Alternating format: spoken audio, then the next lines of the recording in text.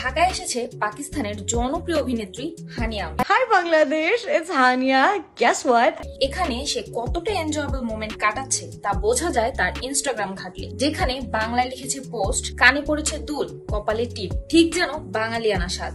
এভাবেই স্টোরিতে ছবি প্রকাশ করেছেন তিনি। ব্যাকগ্রাউন্ডে জুড়ে দিয়েছেন হাশেম মাহমুদের আলোচিত গান বাজি। শুধু তাই নয়, ঢাকার ঐতিহাসিক স্থাপনা আহসান মঞ্জিলে গিয়েছেন ঘুরতে। দেখা যায় সেখানে তিনি খেয়েছেন ফুচকা, ঝালমুড়ি এন্ড অনেক বেশি এনজয়ও করেছেন এগুলো। সতেজ সৌন্দর্য আর ন্যাচারাল অভিনয়ে তরুণদের মন কেড়ে নেয়া এক তরুণী হানিয়া।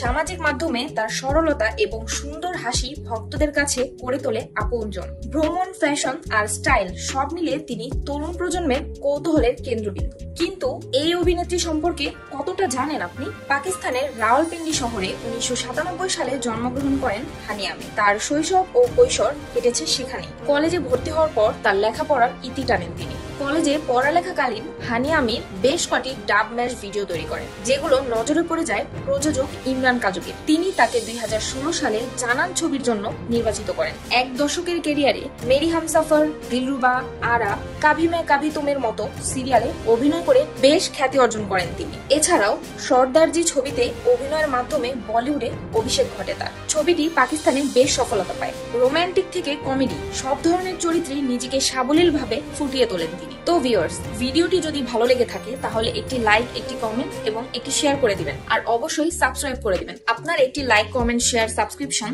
আমার পরবর্তী ভিডিও বানানোর অনুপ্রেরণা যোগায়।